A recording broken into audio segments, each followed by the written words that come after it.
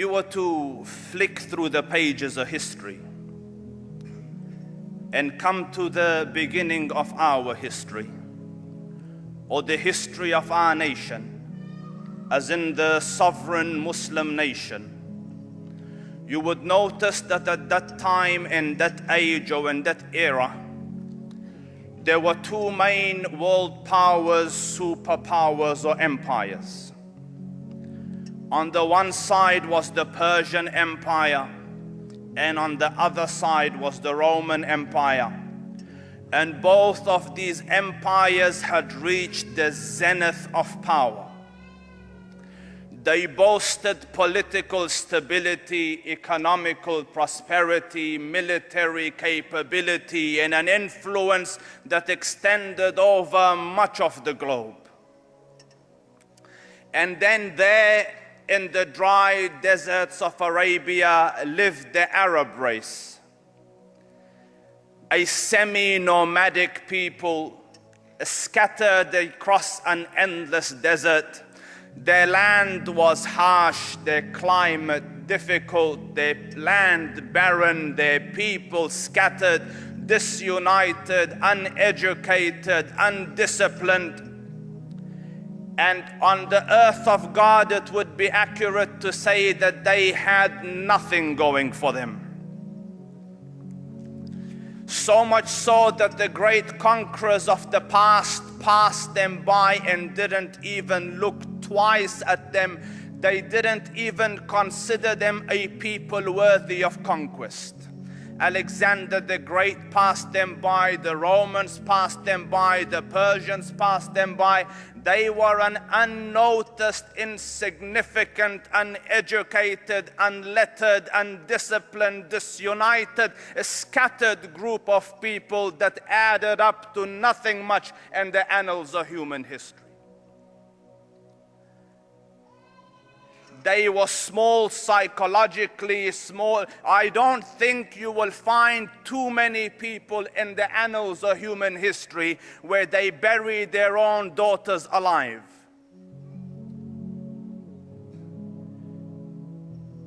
Politically, they thought small, they aimed small. One of their greatest men, this is later on, but the reference that I am giving here is in his days before Islam. A man came and asked him, Ya Umar, what is your biggest aim in life? What is your biggest goal in life? What do you want to achieve in life? What do you live for? He said, I wish that if I could have a herd of camels, that I could breed and milk and live off that comfortably. That is my aim in life.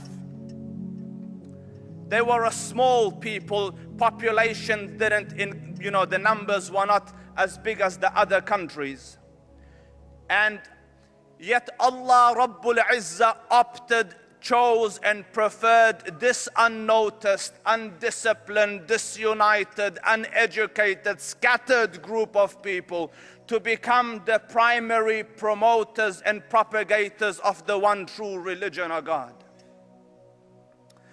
And I study history and I contemplate deeply about it, and for the life of me I am thinking, Ya Rab, the Romans were there, the Persians were there, armies were there, governments were there, governance were there, pomp was there, ceremony was there, and you opt for this unnoticed, disunited, undisciplined, uneducated group of people to become the custodians and the promoters and propagators of the salvation of the human nation.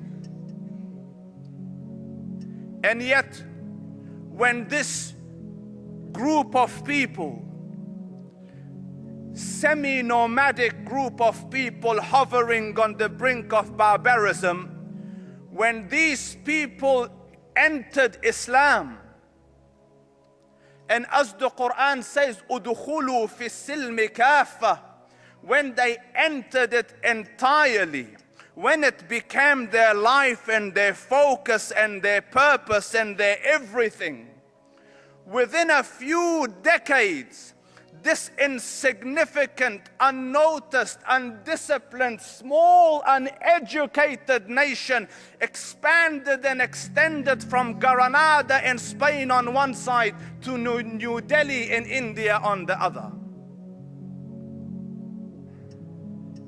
History is making a point here. My Lord is teaching a lesson here. And that point in that lesson is this: that you can be the lowest of low, the most insignificant, unimportant, undisciplined, disunited nation on the face of this earth. But if you were to cling to this rope of Allah, وَاعْتَصِمُوا بِحَبْلِ اللَّهِ جَمِيعًا, you will reach the pinnacles of human achievement. There is not a second truth beyond this. And so far as they held on to this deen, there was not another nation that could show light to them. History calls them the torchbearers of light and education. At the time the Prophet came, sallallahu alaihi wasallam, to Mecca, the historians record that there were 18 people that could read and write in the whole of Mecca. 18.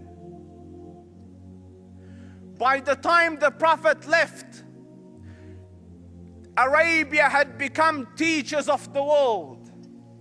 And that same Umar ibn al-Khattab radiyallahu anhu, who yesterday wanted to have a herd of camels, they ask him now after Islam, Ya Umar, what is your goal? What is your purpose? What's the mission of your life? What do you want to live for? He says, I want to struggle till the deen of Muhammad reaches every corner of the globe. The small became world notable. The unnoticed became significant. The localized dreams became world vision. The secret formula of change and success was Islam.